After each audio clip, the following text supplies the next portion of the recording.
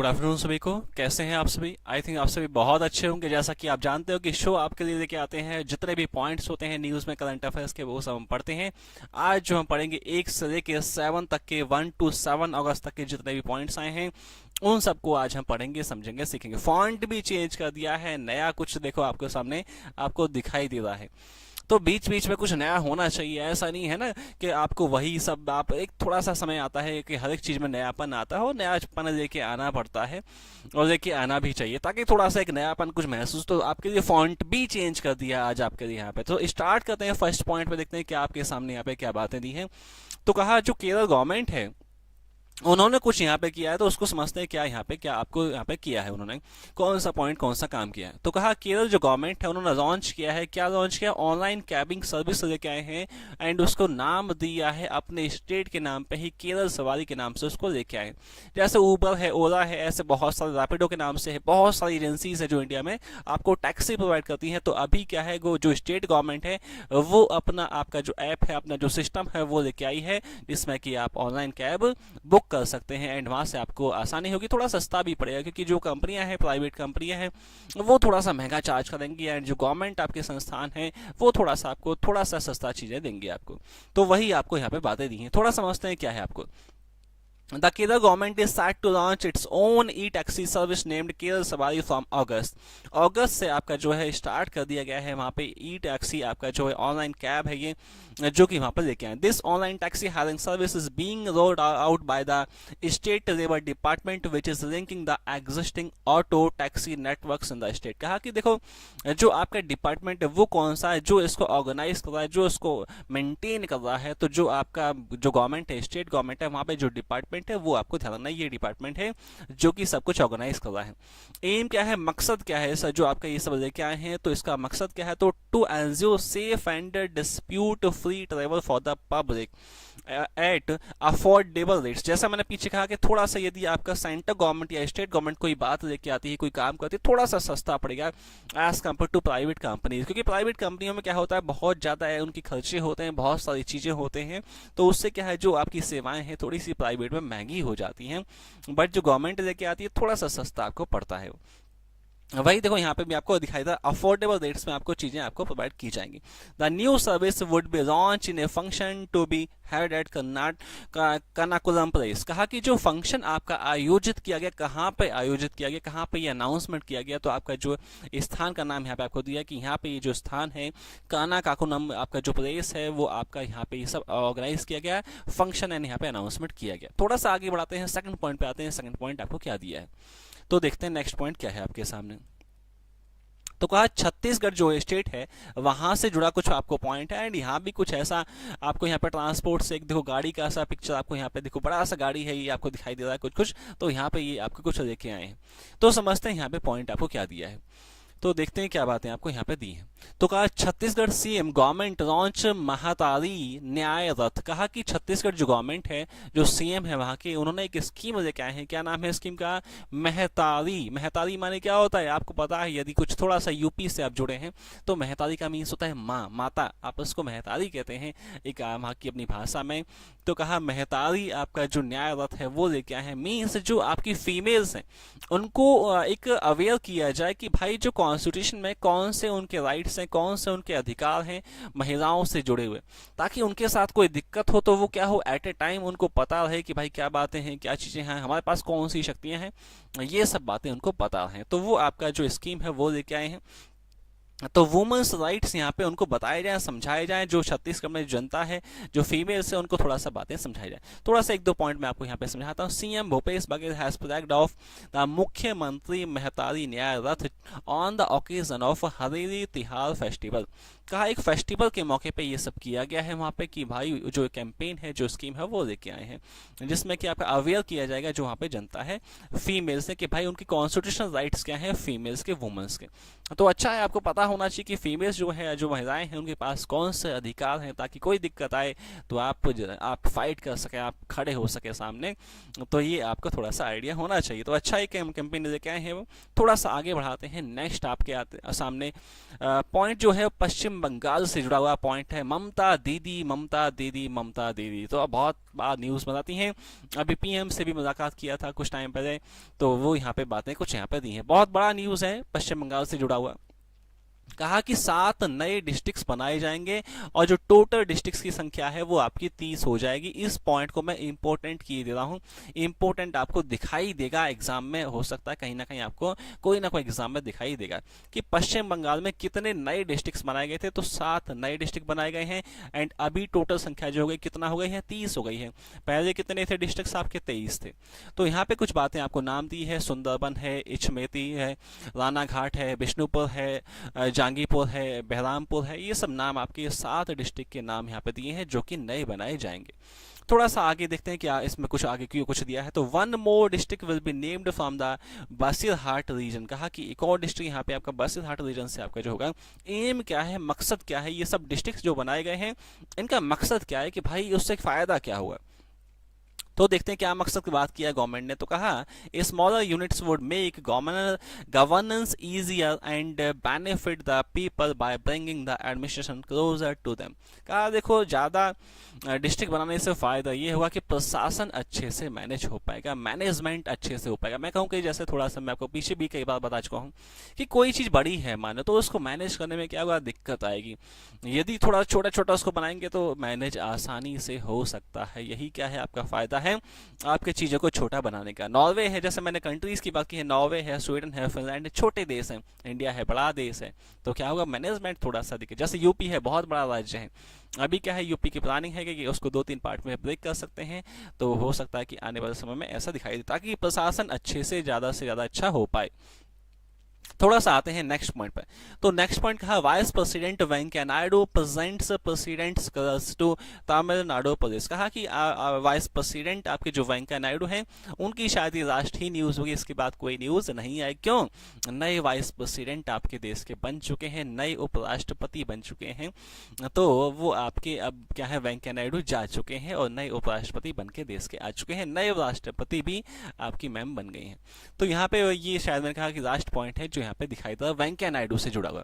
Vice president Venkaiah Naidu presents president's colours to Tamil Nadu police. कहा कि जो आपका प्रेसिडेंट्स कलर्स अवार्ड होता है वो दिया जाता है जो आपका जो या तो आर्मी का कोई आपका जो डिपार्टमेंट है, कोई बटालियन है, उन्होंने कुछ अच्छा काम किया है, या कोई स्टेट की जो पुलिस है उन्होंने बहुत अच्छा काम किया तो उनको दे सकती है। जो आपकी गवर्नमेंट है, जो सेंट्रल गवर्नमेंट की साइड से यहाँ से चीज़ें होती हैं।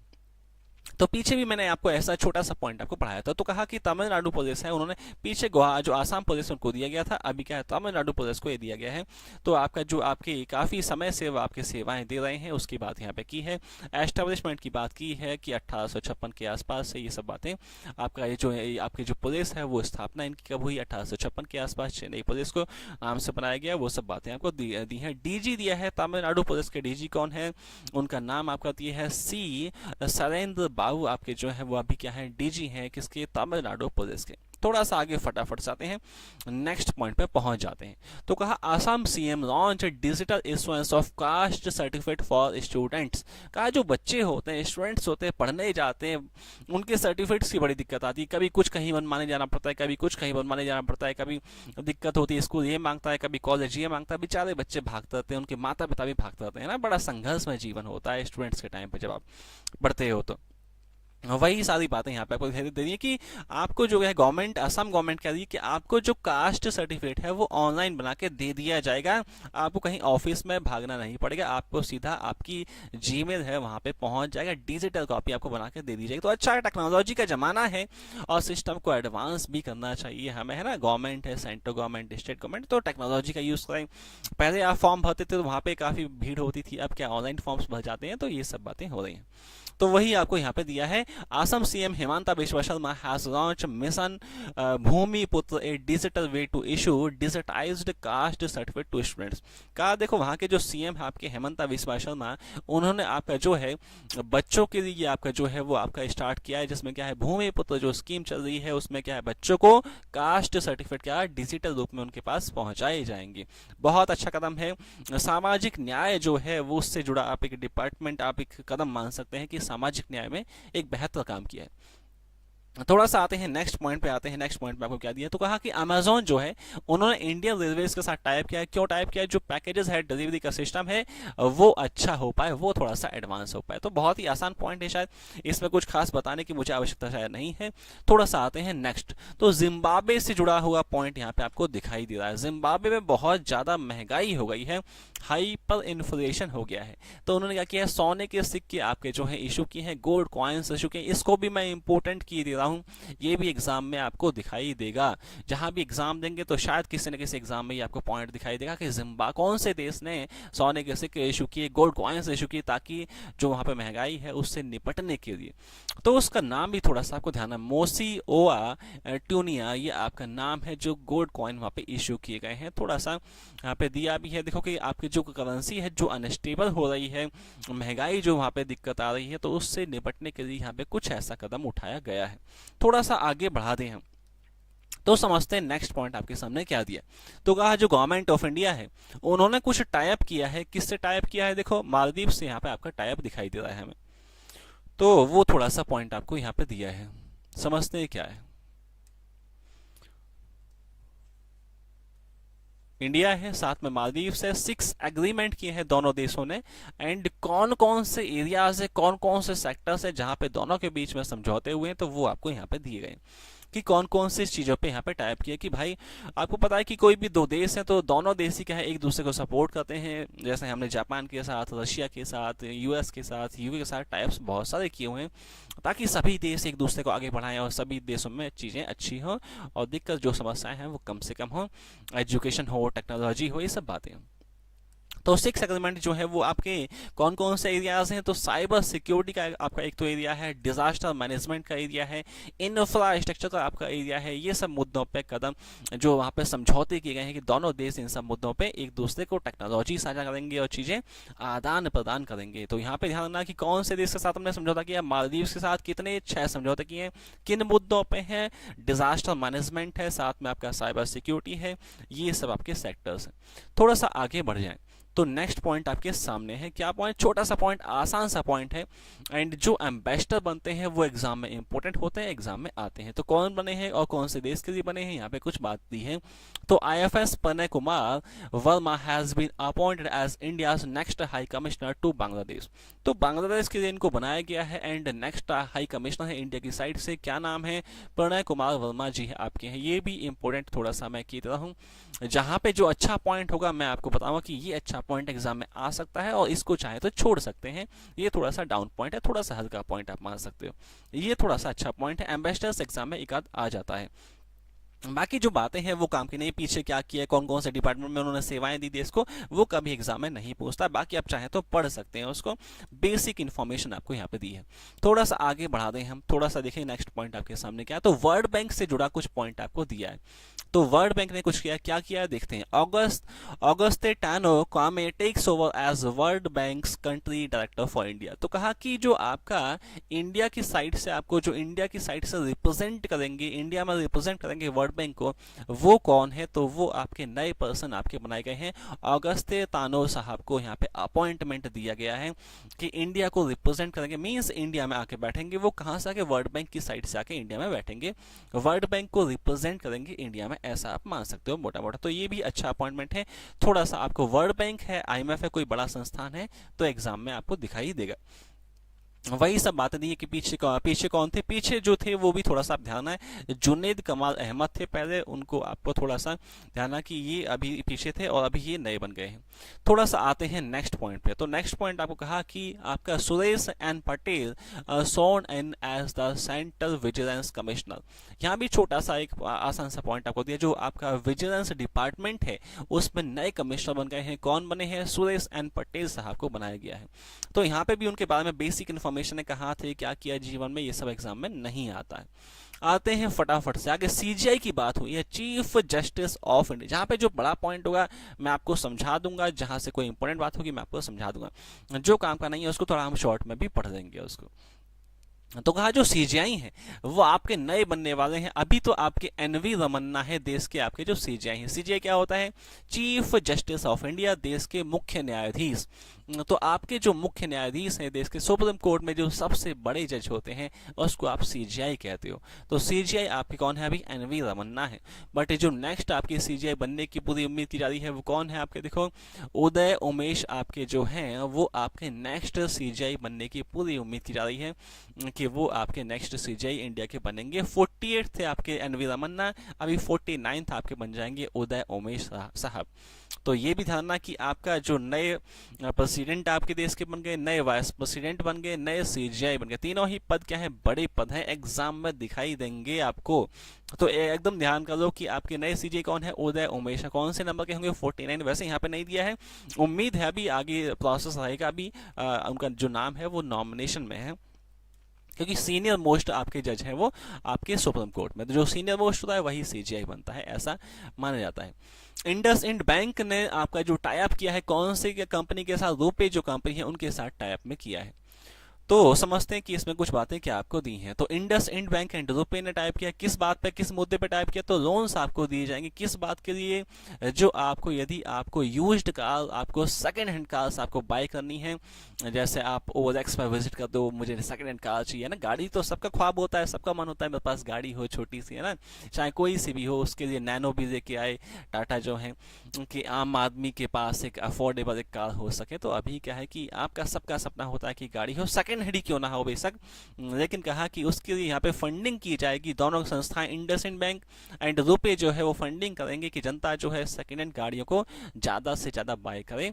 उसके लिए कोई फंड की दिक्कत है, वो फंडिंग करेंगे उसको। थोड़ा सा आते हैं नेक्स्ट पॉइंट पे। तो समझते हैं नेक्स्ट पॉइंट आपको क्या दिया है। सिडबी की बात की है। सिडबी ने ज्वाइन किया है, आपका एमओयू साइन किया है। किसके साथ? आपका एसवीसी बैंक जो है उनके साथ आपका सिडबी ने टाई अप किया है। सिडबी क्या है मैं पहले भी आपको बता चुका हूँ, small industry development bank of India, small industry development bank of India. तो सिडबी का एक कंप्लीट नाम है। एसवीसी बैंक के साथ टाई अप किया, किस मुद्दे पे? एमएसएमई जो है उनको आपको मजबूत बनाना है। एमएसएमई क्या होता है? माइक्रो स्मॉल मीडियम एंटरप्राइज, छोटे उद्योग, छोटे बिजनेस आप कह सकते हो उनको। तो कहा एमएसएमई को मजबूत बनाए, जो आपके छोटे उद्योग हैं उनको बढ़ाया जाए। सिडबी और एसवीसी आपका बैंक का ये टाई अप यहाँ पे आपको दिखाई दे रहा है। थोड़ा सा आते हैं फटाफट से नेक्स्ट पॉइंट पे आते हैं। सेबी की बात की है। सेबी क्या है? सेबी भी समझा चुका हूँ, securities and exchange board of India. बहुत बार मैं आपको सिडबी, सेबी, नाबार्ड, एनएचबी ये सब आपको पीछे देख चुका हूँ बोर्ड पे, तो मैं आपको फटाफट से थोड़ा सा बताता जाऊंगा। सेबी क्या है? Securities and exchange board of India. तो कहा सेबी ने क्या किया है कि एक कमेटी बनाई है, एडवाइजरी कमेटी बनाई है। किस पे? मार्केट डाटा पे ये कमेटी डिजाइन किया गया है, बनाया गया है कि जो आपके स्कैम्स होते हैं, कंपनी से जुड़े जो डाटा है वो सेफ रहे, वहाँ पे कंपनीज में स्कैम ना हो, दिक्कतें समस्याएं ना हो। कैपिटल मार्केट का हेड है सेबी, तो जो आपका स्टॉक्स है, शेयर्स है, डिबेंचर्स है, वो बेहतर तरीके से मार्केट में आए और स्कैम्स कंपनियों में कम से कम हो और डाटा अच्छा रहे, सेफ रहे। तो उसके लिए कमेटी बनी है एंड जो आपका कमेटी को आपका जो हेड कर रहे हैं वो है एस साहू। ये आपको थोड़ा सा नाम था, कमेटी को हेड कौन कर रहे हैं? एस साहू। तो कमेटी के साथ में, कमेटी में कितने मेंबर हैं? तो आपके यहाँ पे कहा 20 मेंबर्स हैं। पहले आपके 21 मेंबर्स थे, अभी 20 मेंबर हैं। हेड कौन है? एस साहू आपके हेड हैं। और कमेटी किस पे है? मार्केट डाटा पे कमेटी है सेबी की। आते हैं नेक्स्ट पॉइंट पे आते हैं। तो जो इंडिया है उन्होंने एमआईजी को हटाने का प्लानिंग कर दिया है कि एमआईजी जो 21 है वो हटाया जाएगा 2025 में, क्योंकि काफ़ी टाइम उन्होंने देश की सेवाएं की हैं। एमआईजी जो आपके जेट्स हैं हमारे पास, तो उन्होंने बहुत टाइम देश को सेवाएं दी हैं। अभी जो है काफ़ी टाइम हो चुका है, तो मशीन्स में दिक्कत आती है समय के साथ में। तो कहा कि अब क्या है, एमआईजी जो आपके जो इंजन हैं, आपके सिंगल इंजन एमआईजी 21 है, ये सब आपके 1963 के आसपास हमने लिए थे, बाय किए थे। एंड कारगिल का जो युद्ध हुआ 99 में, साथ में आपका पाकिस्तान के साथ जो झड़प हुई 2019 में, उसमें हमने इनका यूज़ किया। अभी क्या है, इसको हम हटा दे रहे हैं। तो अभी क्या है, और चीज़ें हम लेके आ रहे हैं डिफेंस में अपनी में। आते हैं फटाफट से आगे नेक्स्ट पॉइंट पे आते हैं। तो कहा कि जो आपकी रिलायंस कंपनी है, समझते हैं क्या पॉइंट आपको यहाँ पे दिया है। तो कहा कि ये भी अच्छा पॉइंट है, टेक्नोलॉजी से जुड़ा पॉइंट है। देखो आपको यहाँ पर मशीन्स दिखाई दे रही है बड़ी बेहतरीन सी, लेकिन आपकी शायद पिक्चर आपको एचडी में नहीं है, थोड़ा सा ये दिक्कत शायद हो सकती है। तो नेक्स्ट टाइम पिक्चर जो है एचडी में लेके आएंगे आपके लिए। तो कहा रिलायंस जो कंपनी है एंड ओला जो कंपनी है, साथ में एक और कंपनी है, थर्ड कंपनी राजेश एक्सपोर्ट नाम से कंपनी है, तीन कंपनियां हैं।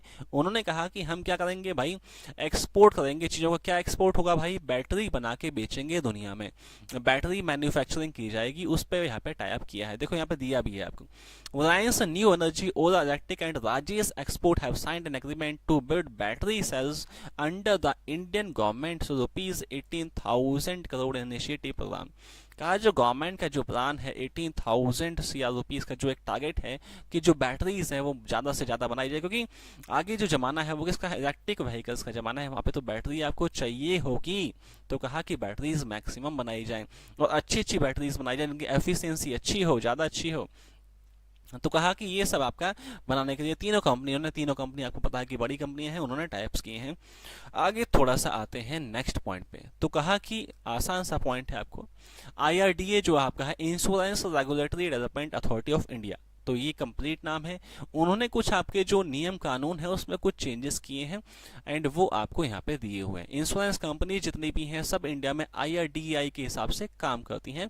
जैसे जितनी कंपनीज हैं वो साबी के हिसाब से काम करती हैं, जितनी बैंक्स हैं वो आरबीआई के हिसाब से काम करती है, वैसे ही इंश्योरेंस कंपनी आईआरडीए के हिसाब से काम करती है इंडिया में। तो कौन से मुद्दे पे नियम कानून बनाए हैं, anti money laundering. Money laundering क्या होता है, ब्लैक मनी से वाइट मनी में कन्वर्ट कर देना पैसे को विदाउट गिविंग टैक्स, ये क्या है, मनी लॉन्ड्रिंग कहा जाता है। कि भैया आपने ब्लैक मनी से वाइट मनी में पैसा कन्वर्ट कर दिया, आपने गवर्नमेंट को टैक्स भी नहीं चुकाया। तो कहा ये सब नहीं होना चाहिए। तो कहा इससे जुड़ा कुछ आपका कंपनीज जो इंश्योरेंस कंपनियां हैं ये सब इसमें ना बिजी हो, इस कंपनी को फायदा ना पहुंचाएं, इसके लिए कुछ कानूनों में कुछ नियम पॉलिसीज में चेंज किए। उसके बाद एक इंपॉर्टेंट सा पॉइंट है, इस पॉइंट को मैं इंपॉर्टेंट की दे रहा हूँ, ये एग्जाम में आपको दिखाई देगा, कोई ना कोई एग्जाम में आपको दिखाई देगा। तो कहा 0.5140 at Dras in Kargil sector named as Gun Hill. कहा जो आपने कारगिल का युद्ध किया 99 में इंडिया ने, तो कहा उसके आसपास आपका जो क्षेत्र है उसका नाम चेंज किया गया है। एंड देखो क्या नाम किया गया है, गन हिल उसका नाम हो गया है। पहले क्या नाम था, 0.5140, ये पहले का नाम था, अभी का नाम क्या है, गन हिल आपका उसका नाम है। कहाँ पे जगह है, कारगिल सेक्टर जो आपका है वहाँ पे ये जगह आपकी मौजूद है। तो ये आपको ध्यान रखना है। बाकी आपको यहाँ पे बेसिक इन्फॉर्मेशन दी है कि आपका युद्ध 26 जुलाई 1999 99 में ही हमने युद्ध किया, ऑपरेशन विजय इसको नाम दिया गया था। ये सब बातें आपको थोड़ा सा ध्यान रखनी है। आते हैं नेक्स्ट पॉइंट पे। तो जो साउथ कोरिया है वो आपका पहला वो अपना मून मिशन छोड़ रहे हैं and space x and USA की सहायता से उसको छोड़ा जा रहा है। साउथ कोरिया आपको पता है कि छोटा सा देश है एंड आपका स्पेस में कुछ खास उनका अभी तक था नहीं, लेकिन अभी क्या है थोड़ा सा वो प्रयास कर रहे हैं, काफ़ी टाइम से मून मिशन छोड़ रहे हैं। स्पेस एक्स की सहायता से यहाँ पे लॉन्चिंग किया जा रहा है एंड फ्लोरिडा से इसको लॉन्चिंग किया जा रहा है। तो ये थोड़ा सा आपका छोटा सा पॉइंट था यहाँ पे। उसके बाद थोड़ा सा आगे पहुंच जाए, रशिया जो है उन्होंने आपका जो इंडिया को आपका ऑयल बेचा है, आपने सुना काफ़ी न्यूज़ में था, जो तेल पे काफ़ी हंगामा हुआ, तो उसकी यहाँ पे कुछ पॉइंट आपको दिया हुआ। तो कहा जो रशिया है वो आपका कौन से नंबर पे आ गया है इंडिया में, तो थर्ड आपका जो नंबर पे आ गया है। सबसे ज़्यादा जो आपके इंडिया को जिन्होंने आपका जो कोल है सप्लाई किया है जिन देशों ने, उसका रैंकिंग किया तो आपका जो रशिया है वो थर्ड पे आ गया है। पहले जो था वो आपके थोड़ा नीचे रैंकिंग था उसका, आपका 656 के आसपास था। अभी क्या थोड़ा सा टॉप पे आ गया है, थोड़ा सा ऊपर आ गया है, थर्ड पॉइंट पे आ गया है कि जो कोल की सप्लाई हुई है इंडिया में सबसे ज़्यादा किसने की, उसके बाद किसने की, उसके बाद किसने की, रशिया कौन से स्थान पे आ गया है, थर्ड स्थान पे आ गया है आपका रशिया। ये अच्छा पॉइंट है, ये भी थोड़ा सा आपको ध्यान रखना है। आते हैं नेक्स्ट पॉइंट पे। तो कहा Canadian scholar receives ICCR distinguished Indologist for 2021 award. कहा कि एक अवार्ड की यहाँ पे बात हो रही है, कौन सा अवार्ड है एंड किसको दिया है वो आपको यहाँ पे दिया हुआ है। तो कहा कि देखो आपका जो आपके कनाडा के पर्सन है इनको दिया गया है, और क्या नाम है, देखो जैफरी आर्मस्ट्रॉन्ग नाम है। तो आपको यहाँ पे जो अवार्ड दिया है Indian council for cultural relations, आपका जो 2021 आपका जो संस्थान है इन्होंने अवार्ड दिया है। कहाँ के पर्सन है, कनाडा के पर्सन है। और किस काम में आपका अवार्ड दिया है, जो आउटस्टैंडिंग आपका परफॉर्मेंस किया है स्टडी में, पढ़ाई में, साथ में टीचिंग्स में,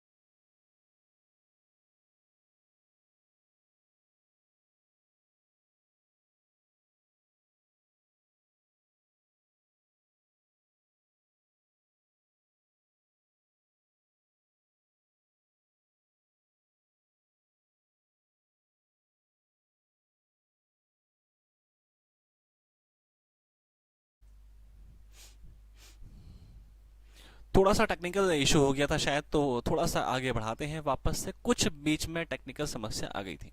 आपको पता है कि मशीन्स है, मशीन्स में कोई भी दिक्कत आ सकती है, कभी भी दिक्कत आ सकती है। वैसे तो इंसान में भी आ सकती है, आप कोई है ना, हम सब क्या है कि सब आप में डिजीज़ हो जाती हैं, बीमारियां हो जाती हैं, वैसे ही मशीन से टेक्निकल दिक्कत आ सकती है। आते हैं वापस। तो कहा कि नेक्स्ट पॉइंट पे थोड़ा सा आगे बढ़ाते हैं। तो ये अवार्ड की बात की थी मैंने आपको, क्या तो आपका जो इंडिया का जो संस्थान है आईसीसीआर, उन्होंने अवार्ड दिया है जैफरी आर्मस्ट्रांग को। कहाँ के हैं? कनाडा के हैं वो।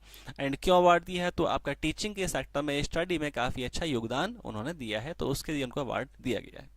आते हैं नेक्स्ट पॉइंट पे आते हैं। तो कहा कि संकट महादेवन जो है, कॉमनवेल्थ गेम्स चल रहे हैं आपको पता है, और वहां पे जो है आपका जो कुछ मेडल्स इंडिया ने जीते हैं उनकी बात यहाँ पे हो रही है। कुछ यहाँ पे दिए, कुछ आगे भी हम लेके आएंगे। तो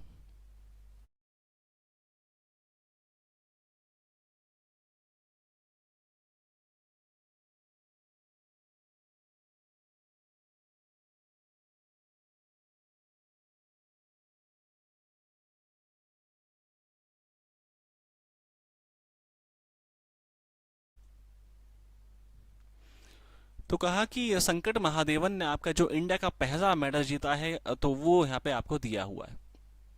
संकट महादेवन कहाँ से हैं? महाराष्ट्र से हैं। आपको थोड़ा सा ध्यान रखना। 55 केजी में वेट लिफ्टिंग में इंडिया का जो पहला मेडल है वो आ गया है। एंड कौन सा मेडल है? सिल्वर आपका यहाँ पे लेके आए हैं वो।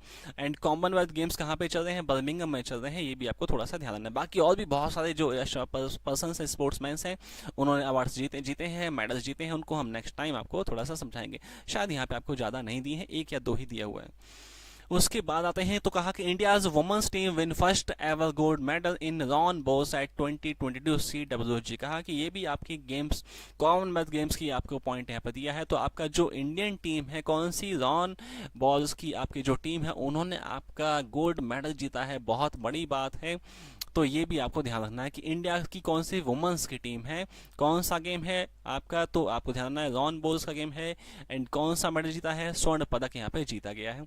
इतना काफ़ी है। बाकी जो दूसरी टीम्स है उनके बारे में इंफॉर्मेशन आपको बाकी दिया है। आते हैं नेक्स्ट पॉइंट पे। सेकंड लास्ट शायद आपके सामने पॉइंट बचा है, एक या दो पॉइंट और बचे हैं। तो कहा इंटरनेशनल डे आपको दिया है। कौन सा डे है? वर्ल्ड रेंजर डे आपको दिया है 2022 का। कौन सी डेट को मनाया? 31 जुलाई को इसको मनाया गया है दुनिया में। तो आपको दिखाई था कि आगे क्या है? वर्ड है। यदि इंडियन होता तो इंडिया में मनाया होता, वर्ड है या इंटरनेशनल है तो दुनिया में मनाया गया इसको। तो कहा कि आपका रेंजर्स क्या होते हैं? जो फॉरेस्ट डिपार्टमेंट्स होते हैं, वहाँ पे जो सैनिक होते हैं, जो आपके पर्सन्स होते हैं, उनको आप रेंजर्स कहते हो। वो क्या पेड़ पौधों को बचाते हैं, जीव जंतुओं को बचाते हैं, एनिमल्स को बचाते हैं। तो कहा कि वो उनका भी काफ़ी योगदान होता है एनवायरनमेंट में एंड आपकी अर्थ के लिए। थोड़ा सा आते हैं, लास्ट क्वेश्चन था हमारा, एमसीक्यूज आ गए हैं हमारे पास। तो कहा कि कौन सी जो गवर्नमेंट है उन्होंने ऑनलाइन कैब का जो सिस्टम है वो स्टार्ट किया था। तो यहाँ पे आपको दिखाई दे रहा है कि जैसा नाम है, देखो केरल सवारी है, तो कौन सा राज्य आएगा यहाँ पे? केरल आएगा। कहाँ पे दिया? ए ऑप्शन में यहाँ पे दिया है। तो वन का आपका ए सही हो जाएगा। तुक्का आप थोड़ा सा पहचान ऐसे भी सकते थे, यहाँ पे भी नाम आपका स्टेट का दिया हुआ था। आते हैं थोड़ा सा आगे, सेकंड पे आते हैं। तो कहा जो हमारी जो टीम है उन्होंने आपका स्वर्ण पदक जीता है। एंड जो सेकंड या लास्ट थर्ड लास्ट पॉइंट था वही दिया है। कौन सा गेम है? तो आपका बी में दिया है गेम का नाम, और वही आपका सही है। टू का आपका टू सही होगा। आते हैं थर्ड क्वेश्चन पे आते हैं। थर्ड में देखते हैं क्या आपको दिया है। इंडिया एंड डैश, इंडिया ने कौन से देश के साथ समझौता किया? एंड 6 आपके जो मुद्दे हैं उन पे आपका समझौता किया, जिसमें कि साइबर डिफेंस था, डिजास्टर मैनेजमेंट था। तो हमने मालदीव्स के साथ समझौता किया था। कहाँ पे है? बी ऑप्शन में यहाँ पे आपको दिया हुआ है। तो यहाँ पे आपका बी, आपका थर्ड का बी आपका सही हो जाएगा। आते हैं नेक्स्ट पॉइंट पे आते हैं। फोर्थ में देखते हैं क्या आपको दिया है। तो कहा dash becomes third largest coal supply of India in July. कहा इंडिया को सबसे ज्यादा कोयला किसने बेचा? थर्ड नंबर पे कौन था? रशिया था। रशिया कहाँ पे? देखो ऑप्शन बी में दिया है। तो आपका यहाँ पे बी आपका एग्जैक्ट सही होगा। तो यहाँ पे 4 का आपका बी हो जाएगा सही जवाब आपका। 5 पे आते हैं। थोड़ा सा 5 में देखते हैं क्या आपको दिया है। तो कहा कि महतारी न्याय रथ आपका जो कैंपेन है वो कहाँ कौन से स्टेट में आया था, कौन से स्टेट में लॉन्च किया गया था, तो छत्तीसगढ़ में लेके आए थे जो वहाँ के सीएम थे। एंड उसमें क्या है, जो फीमेल्स थी उनको हम समझा रहे थे कि भाई आपके अधिकार कौन से हैं, आपके पास कौन कौन सी शक्तियां हैं, यदि आप पे कोई प्रेशर बनाए, कोई आपको तंग करे, तो आपके पास कौन से राइट्स आपके पास मौजूद हैं। तो छत्तीसगढ़ गवर्नमेंट ऐसा कर रही थी कि भैया गाड़ी घुमा घुमा के, वहाँ पे एक बड़ी सी गाड़ी थी, उसमें जो कुछ आपकी जो अच्छी एजुकेटेड फीमेल्स थी वो समझा रही थी वहाँ पे जाके, कि आपके जो फीमेल्स हैं उनको समझाया वहाँ पे। तो कहाँ पे 5 का आपका सी हो गया है। आते हैं 6 पे, आते हैं 6 में कहा कि जो आपका कौन सा बैंक है, उन्होंने रुपए का जो संस्था है उनके साथ टाइप किया है, जो आपका सेकंड हैंड गाड़ियां जो है वो जनता बाय करे ज़्यादा से ज़्यादा। तो इंडस इंड बैंक था। कौन सा ऑप्शन दिया है, देखो यहाँ पे आपका, यहाँ पे थोड़ा सा टाइपिंग मिस्टेक है। देखो ये आपका ए है, ये आपका बी है, ये सी है और ये डी है। तो यहाँ पे आपका बी ऑप्शन इंडसइंड बैंक में आपका हो जाएगा। आते हैं नेक्स्ट 7 पे देखते हैं। तो कहा मून मिशन कौन लेके आ रहे थे, साउथ कोरिया ने आपका स्टार्ट किया था। स्पेस एक्स एंड जो आपका यूएस है उसकी सहायता से। साउथ कोरिया कौन सा ऑप्शन है, देखो यहाँ पे दिया है बी में दिया है आपको, तो बी आपका सही होगा, 7 का आपका बी हो जाएगा सही। आते हैं 8 पे, देखते हैं 8 में क्या दिया आपको। तो कहा to carve out 7 new districts. कहाँ पे, कौन से स्टेट में 7 नए डिस्ट्रिक्ट बनाए गए और टोटल डिस्ट्रिक्ट्स की संख्या 30 पहुंच गई। तो कहा पश्चिम बंगाल में ममता दीदी ने ऐसा किया था। तो आपका बी ऑप्शन आपका यहाँ पे सही हो जाएगा। तो यहाँ पे आपका बी एग्जैक्ट सही है। मशीन देखो आपकी धीमे चल रही है और आपका जो टीचर है वो आपका फास्ट दौड़ रहा है ना। मैं जब तक आपको वेट करना पड़ता है मुझे कि वो ओपन नहीं होता है।